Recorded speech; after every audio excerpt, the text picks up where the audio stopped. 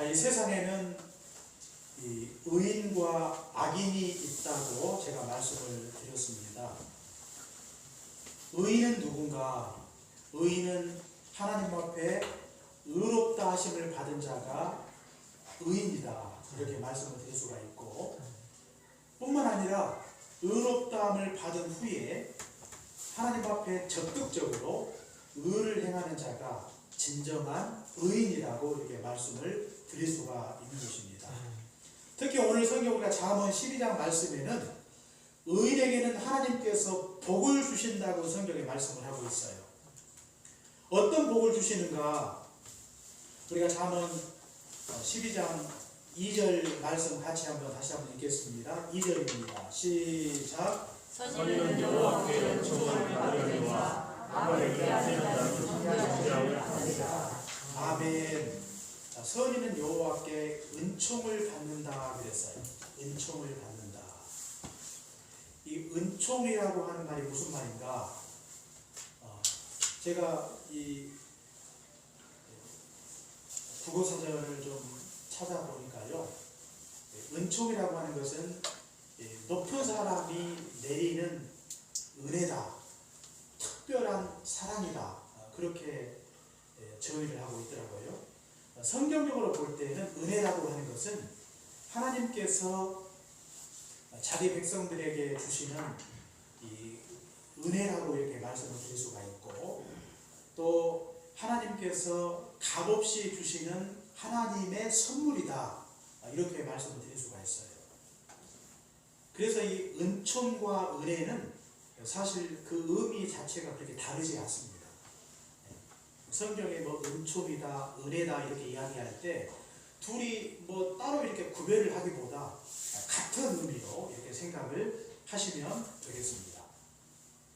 하나님은 우리에게 은혜를 베푸시는데, 은혜는 우리 신자들이 하나님을 믿는 순간, 우리가 예수님을 믿을 때 하나님께서 우리에게 은혜 주셔서 하나님을 믿지 않습니까? 하나님이 우리에게 은혜를 주실 때 단 한 번의 은혜만 우리에게 주시는 건 아니에요. 하나님의 은혜는 구원받고 난 이후에도 우리 신자들에게 하나님의 은혜가 임하고 있다는 사실을 우리가 기억해야 되겠습니다. 하나님의 은혜는 우리의 전 생애에 걸쳐서 임하는 것입니다.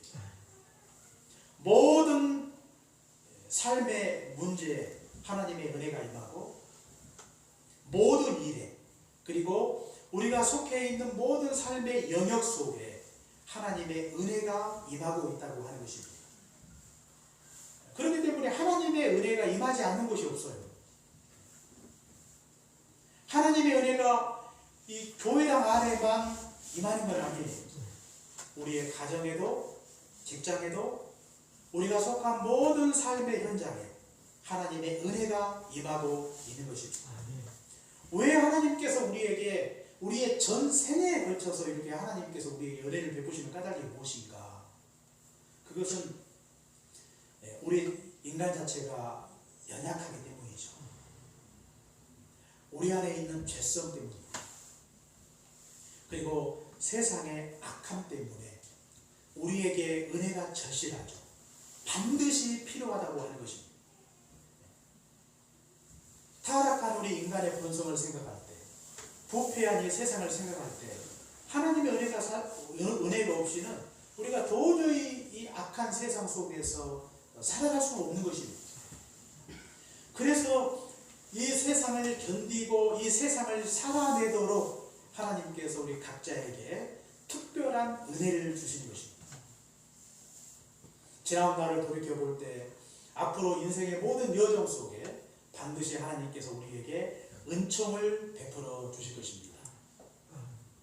과거에도 그랬고 지금도 그랬고 장차 하나님께서 은혜를 주셔서 그 은혜로 말미암아 세상을 살아갈 수 있도록 하나님께서 도와주실 것입니다. 우리는 은혜 없이는 살 수 없는 이 존재라는 사실을 한순간도 잊지를 말아야 되겠습니다.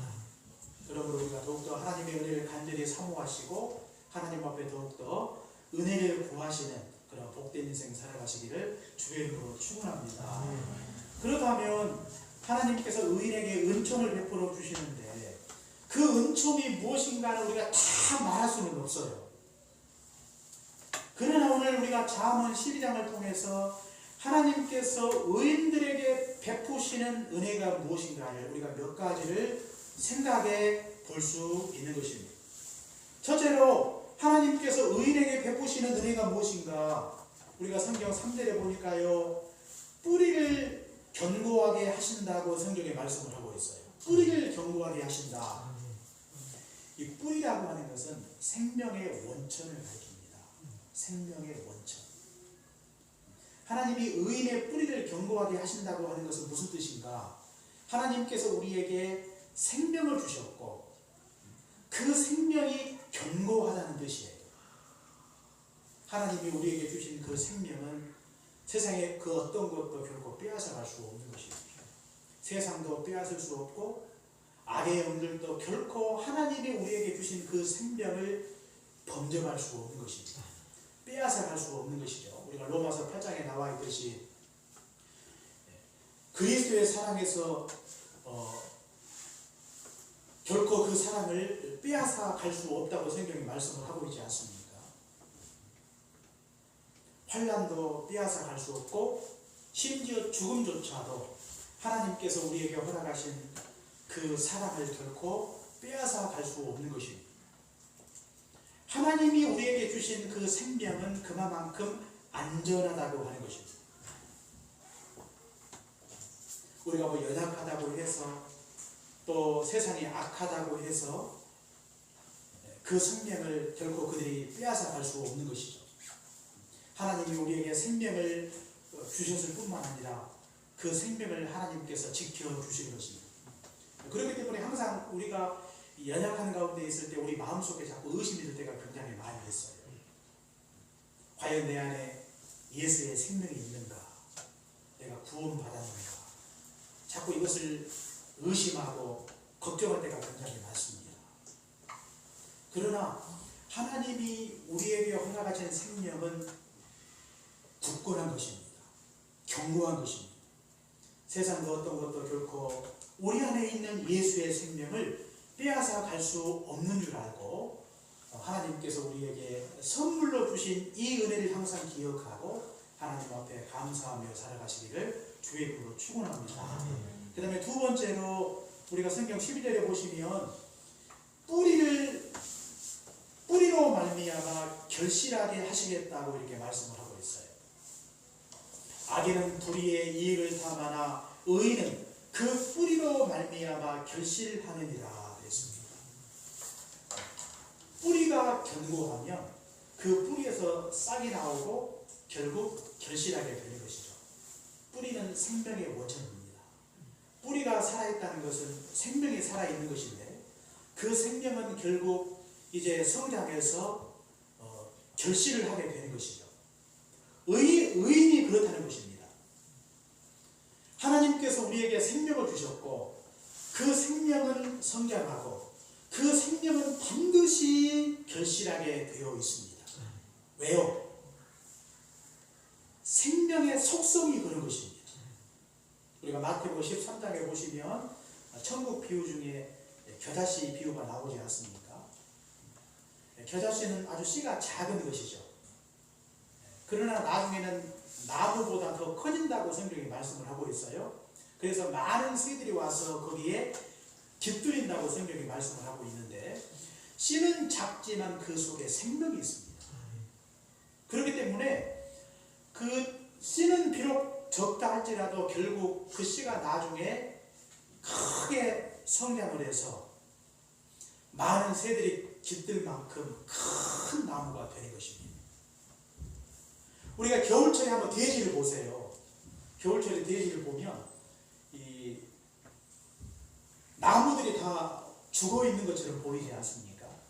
물론 겨울에도 푸르른 나무가 있지만 그러나 이 겨울에 이 산을 보면 굉장히 삭막하죠.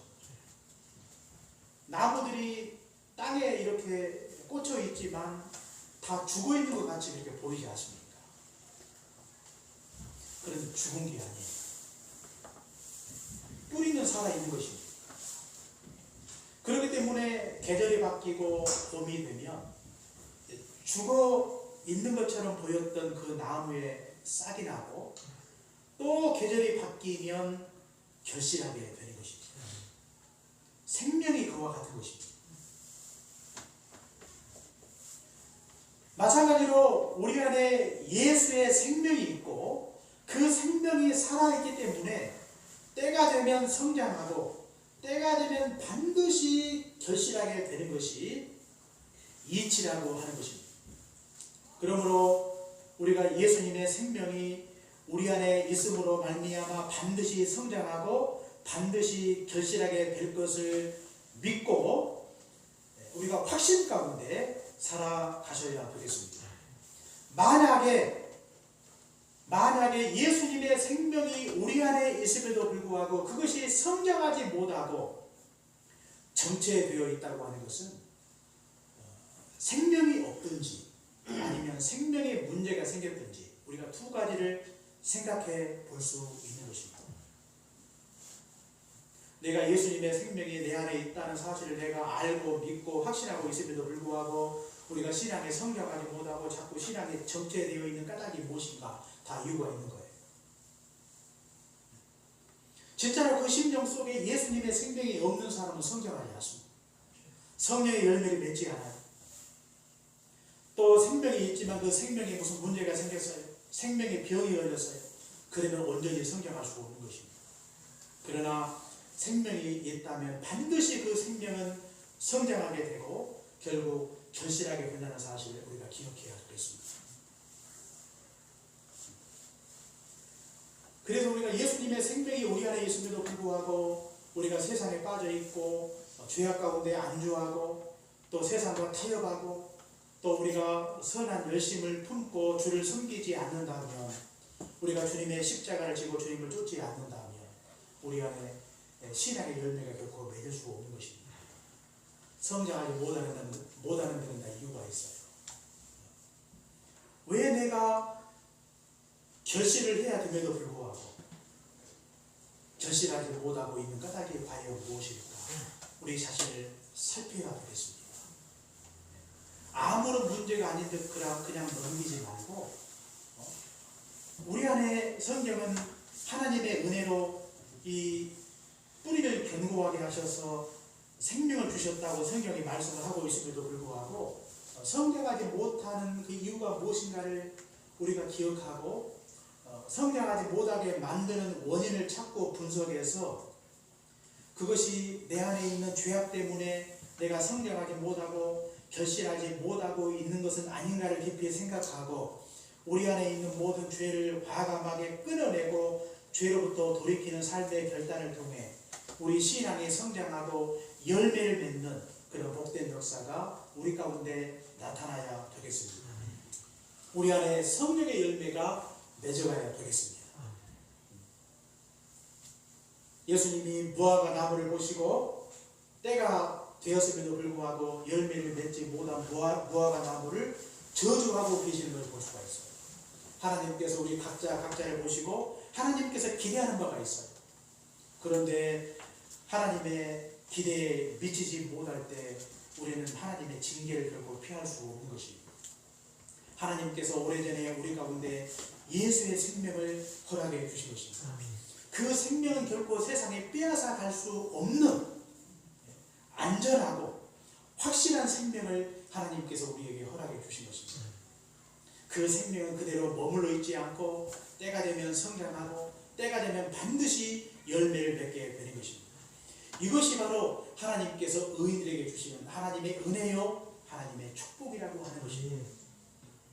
세상에 무슨 부귀영화가 신자가 누리는 복이 아니라 하나님께서 믿는 하나님의 백성들에게 주시는 진정한 축복이 무엇인가? 하나님의 은총이 무엇인가? 예수님의 생명이 내 안에 있는 것. 이보다 더 큰 축복은 이 땅에 존재하지 않는다고 하는 것입니다. 그리고 그 생명이 성장하고 그 생명이 결실하여 우리 안에 성령의 열매가 풍성하게 맺어가는 것. 이것이 의인에게 주시는 가장 큰 축복이라고 하는 것입니다. 이 같은 축복이 여러분의 삶 속에 항상 임하시기를 주의 이름으로 축원합니다. 아멘. 그 다음에 세 번째로 의인에게 주시는 하나님의 은총이 무엇인가? 사람을 구원한다 그랬어요. 우리가 성경 6절에 보니까 악인의 말은 사람을 엿보아 피를 흘리자 하는 것이거니와 정직한 자의 입은 사람을 구원하느니라 그랬습니다. 사람을 구원한다. 의인에게 은혜를 베푸시고 사람을 구원할 수 있는 그런 은총을 하나님께서 베풀어 주신다고 성경이 말씀을 하고 있는데, 의인이 할 수 있는 가장 선하고 아름다운 일이 무엇일까? 그것은 사람을 구원하는 일입니다. 이보다 선하고 아름다운 일은 존재하지 않습니다. 1993년에 아마 개봉했던 그 쉰들러 리스트라고 하는 영화를 많이 보셨을 거예요. 이 사람은 그 독일 사람이죠. 그런데 이제 그 유대인들의 그 노동력으로 그릇을 만드는 그런 사상입니다. 그런데 그 뭐 사업가니까 얼마든지 그런 일을 할 수가 있겠죠. 더군다나 임금을 주지 않고 그들의 그 노동력을 이용해서 돈을 버니까 엄청난 특혜라고 볼 수가 있죠. 뭐 돈을 준다고 해도 아주 적은 양의 돈을 주고 거저 그들의 노동력을 이용해서 공장을 운영해서 많은 이익을 남겼던 사람이 오스카 쉰들러죠. 그런데 이제 그 일을 하다 보니까 나중에 그 나치가 유대인들을 얼마나 잔인하게 학대하고 사람을 죽였는지 그 실상을 보게 됩니다. 그리고 많은 사람들이 무고하게 죽어가는 것을 보고 그들을 살려주겠다고 생각을 하고 자신이 가진 사비를 털어서 유대인들 1100명을 살려요. 1100명. 그들의 명단이 바로 쉰들러 리스트죠. 쉰들러 리스트.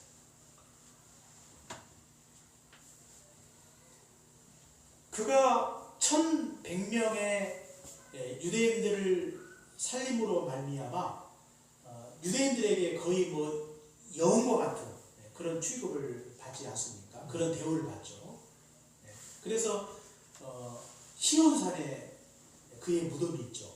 시온산은 아무나 들어갈 수 있는 땅은 아니에요. 더군다나 유대인들을 학대해서 한 600만 명 이상을 죽인 그 악랄한 짓을 했던 그 민족 아닙니까? 그런데 그 출신이 이 시온산에 묻혔다고 하는 것은 굉장히 개인적으로 영광스러운 일이라고 이렇게 말씀을 드릴 수가 있죠. 그의 묘지몽에 보시면 한 사람을 구하는 것이 세상을 구하는 것이다. 이런 멋진 말을 남겼어요. 그러니까 이 한 사람의 생명을 살리는 것, 그것은 세상의 어떤 일보다도 가치 있고 소중하고 귀하고 아름다운 일이다 그런 뜻이에요. 그 의인이 할 수 있는 일 중에 가장 선하고 아름다운 일, 그것은 바로 영혼을 구원하는 일이에요. 다니엘서 12장에도 보니까 사람의 생명을 구원하는 자는 밤하늘의 별과 같이 빛나리라. 많은 사람을 옳은 대로 인도하는 자는, 많은 영혼을 구원하는 자는 밤하늘의 별처럼 빛나게 될 것이라고 성경이 말씀을 하고 있죠.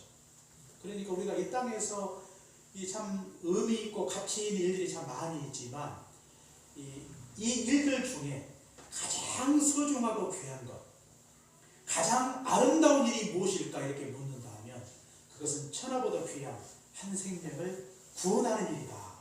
이렇게 말씀을 드릴 수가 있죠. 바로 이 오스카 쉰들러가 그 일을 한 거예요. 특히 우리가 육신의 생명도 귀하지만 허물과 죄로 인해서 죽은 자를 살리는 것, 우리의 영혼을 구원하는 것, 이보다 더 값지고 귀한 일이 이 땅에 존재하지 않습니다. 하나님이 왜 우리를 의인으로 불러주셨는가? 왜 우리를 의롭다 하셨는가? 왜 하나님이 우리를 교회로 불러주셨는가? 가장 큰 이유는 바로 영혼을 구원하기 위해서 우리를 의인 삼아주시고 교회로 우리를 불러주신 것입니다. 이 값진 일을 선하고 아름다운 일을 하기 위해서 하나님께서 우리를 의인으로 부르시고 교회로 부르셔서 이 일에 수종들게 하신 것입니다. 그렇기 때문에 우리가 하나님 앞에 의인된 자로 하나님의 은혜 가운데 우리가 누릴 수 있는 복 중의 복은 바로 영혼을 구원하는 일이라고 하는 것이죠. 우리가 이 세상에 굉장히 의미 있고 가치 있는 일들이 굉장히 많습니다. 그러나 우리 신자들의 마음속에 늘 우리가 사모하고 간절히 구해야 될 것이 무엇인가? 어떻게 영적으로 죽은 자를 살릴 것인가? 그들을 구해낼 것인가? 이것이 우리의 관심사가 돼야 되는 것입니다.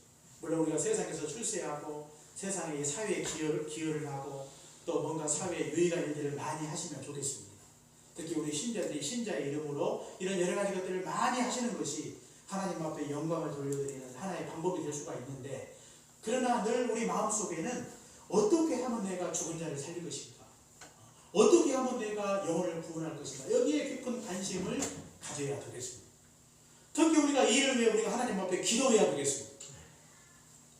에베소 6장에 나와 있듯이 바울이 에베소 성도들에게 또 나를 위해 구할 것은 나에게 말씀을 주사 주의 복음을 담대히 전하게 하옵소서, 이렇게 기도해달라고 하나님 앞에 간구해달라고 에베소 교회 성도들에게 기도를 요청하는 바울의 모습을 볼 수가 있는데, 우리가 하나님 앞에 이런 기도를 드려야 되겠습니다. 하나님께서 우리 마음속에 영혼을 긍휼히 여기는 마음을 허락해 주시도록, 전도의 문을 열어주시도록, 그리고 복음을 전할 때 입술로 삶으로 담대히 복음을 전할 수 있도록, 그리고 그 복음이 증거되는 곳곳마다 성령께서 역사하셔서 중생의 역사가 일어날 수 있도록 우리가 하나님 앞에 간절히 기도해야 되겠습니다. 이 일은 하나님의 도움이 없이는 감당할 수가 없는 것입니다. 너무나 소중하고 가치 있고 귀한 일인데, 아름다운 일인데 하나님의 은혜가 없이는 도저히 할 수 없는 일입니다. 사람의 지혜로, 사람의 설득으로, 사람의 능력으로 할 수 없는 일입니다. 하나님의 전도의 문을 열지 아니하시고 그들의 완악한 심령의 문을 열지 아니하시고 성령께서 그 가운데 역사하지 아니하시면 도저히 할 수 없는 일이 무엇인가? 바로 복음 역사라고 하는 것입니다. 우리가 이를 위해 더욱더 하나님 앞에 간절히 기도해야 되겠습니다. 이제 우리 2022년부터 우리가 6분의 집중 선교사를 우리가 돕고 우리가 그분들 위해 기도하게 될 텐데, 오늘 바울이 에베소 성도들을 위해 기도했던 것처럼 하나님께서 전도의 문을 여시고 또 그들이 복음을 전할 때 담대하게 전할 수 있도록, 코로나로 인해서 마음이 많이 위축되어 있지 않습니까? 바로 이때 하나님께서 우리 선교사들에게 담대한 마음을 주시고 그들의 완악한 심령의 문이 활짝 열리고 전염병에도 불구하고 복음의 문은 결코 닫히지 아니하고 오히려 이걸 통해서 더 순수하게 하시고, 이걸 통해서 우리가 생각지 못했던 하나님의 기이한 방법으로 하나님께서 지금도 복음 역사를 이루어 가신다는 확신을 가지고 우리가 이를 위해 더욱더 하나님 앞에 간절히 기도해야 되겠습니다. 그래서 우리 해민교회가 더욱더 섬기는 이 사역자를 통해서 이 베트남에 있는 많은 젊은 청년들이, 많은 영혼들이 복음화율이 너무 낮아서 아직도 복음을 전하고 있음에도 불구하고 참 불신자들이 너무나 많죠. 베트남 땅. 그래서 우리가 이곳에 집중하여 우리가 기도하고 또 그들을 돕기로 작정하고 우리 해민교회가 집중 선교를 감당을 하고 있는데, 이 일에 올 금년 안에 우리의 기도를 통해 우리의 섬김과 헌신을 통해 많은 영혼들이 주께로 돌아오는 이런 기적 같은 일들이 우리 가운데 일어날 수 있도록 더욱더 하나님 앞에 간절히 기도하시기를 주의 이름으로 축원합니다. 그 다음에 네 번째로 의인에게는 환난에서 벗어나게 하신다 그랬어요. 우리가 성경 13절에 보니까 악인은 입술에 허물로 말미암아 그물에 걸려도 의인은 환난에서 벗어나는지라. 아멘. 의인은요, 연단을 목적으로 하나님께서 우리에게 환난을 주실 때가 있고 의롭게 살다가 환난을 당할 때가 있어요. 그러나 환난 중에도 하나님은 우리가 겪는 환난이 무엇인지를 모르고 있는 분이 아니에요. 다 알고 계실 뿐만 아니라 우리와 함께 계셔서 그 모든 환난을 너희에 감당할 수 있도록 도우시고 또 환난에서 하나님께서 우리를 건져주시는 것입니다. 환난 중에 있다 할지라도 우리가 겪는 고통이 무엇인지, 아픔이 무엇인지, 슬픔이 무엇인지를 하나님이 다 알고 계시는 것입니다. 모든 것을 감당할 수 있도록 하나님께서 도우시고, 또 때가 되면 하나님께서 환난의 자리에서 그 진토에서 하나님이 반드시 우리를 건져 주신 것입니다. 이것이 하나님의 은혜요, 하나님의 축복이라고 하는 것입니다. 오히려 신자들에게 환난은요, 하나님을 만나고 하나님을 체험하는 순간이 되는 것입니다.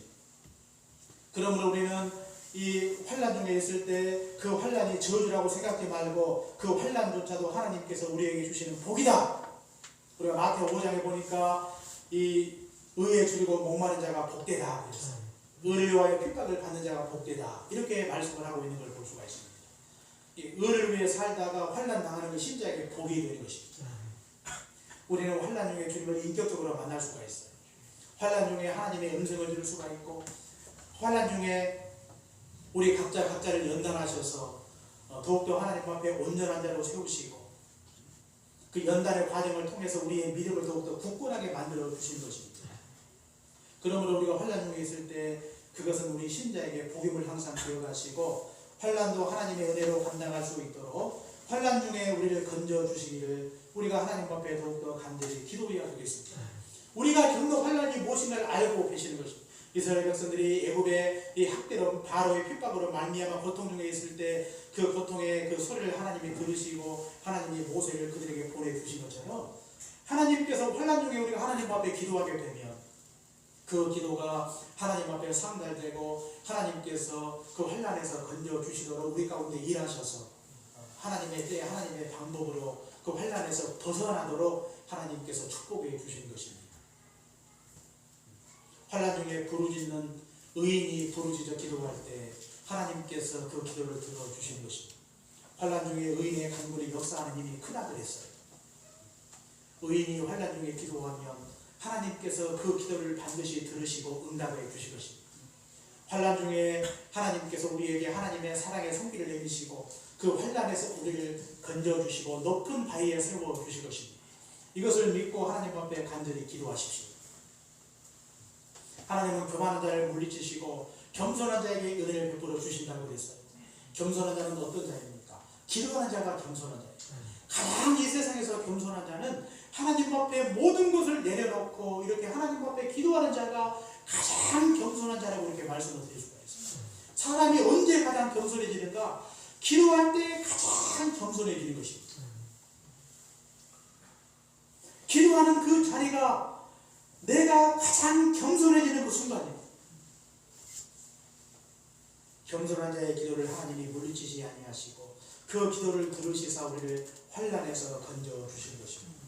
사랑하는 해묵교회 성도 여러분, 우리는 여호와께 은총을 받은 자들입니다. 이미 우리가 예수님을 믿는 그 순간 우리는 하나님께로부터 은혜를 받았어요. 단번에 은혜로 모든 은혜가 끝나버린 게 아니라 하나님은 지금도 구원받고 난 이후에 여전히 우리에게 끊임없이 하늘의 문을 여시고 은혜의 담비를 우리에게 부어주시는 것입니다. 우리 인생과 우리의 가정과 우리의 직장과 우리가 살고 있는 모든 삶의 자리에 또 삶의 다양한 문제가 우리에게 닥쳐올 때마다 하나님께서 우리에게 은혜를 베풀어 주시고 그 은혜로 넉넉히 세상을 이기고 세상을 살아갈 수 있도록 하나님께서 돕고 계신 것입니다. 우리에게 세상에서 가장 필요한 것이 무엇인가? 그것은 세상의 부귀 영화가 아니에요. 물질이 아니에요. 우리에게 가장 필요하고 절실한 것은 우리에게 담배와 같이 내려주시는 하나님의 은혜라고 하는 것입니다.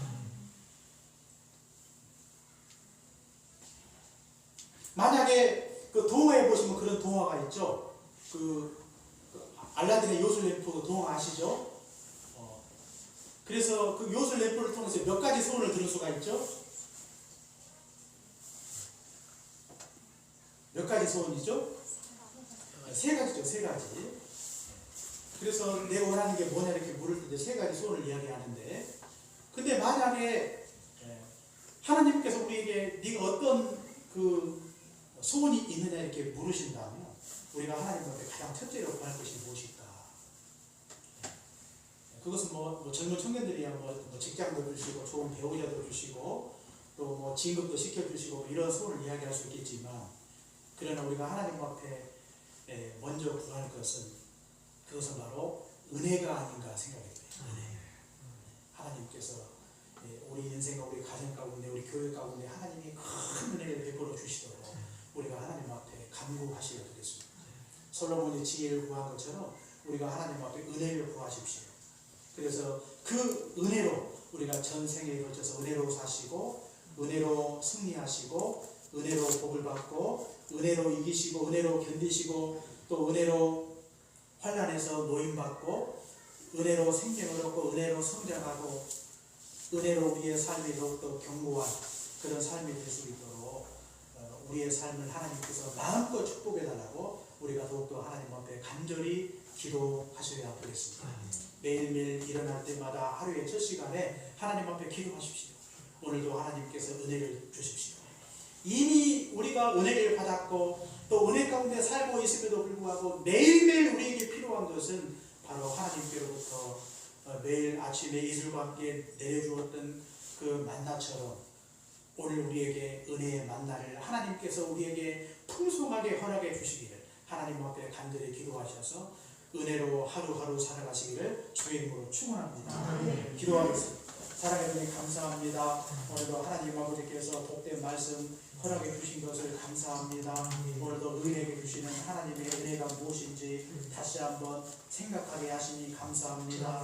우리는 하나님의 은혜가 없이는 살 수 없는 자임을 항상 기억하게 도와주옵시고 하나님의 은혜가 우리 가운데 임하시되 우리 인생과 우리의 가정과 교회와 우리가 속한 모든 삶의 자리에 그리고 우리가 직면한 모든 삶의 문제 가운데 주의 은혜가 임하게 하옵소서. 그 은혜로 세상을 살게 하시고 은혜로 승리하게 하시고 또 은혜로 말미암아 우리 삶이 윤택하게 하시고 부유하게 하시고 풍성하게 하옵소서.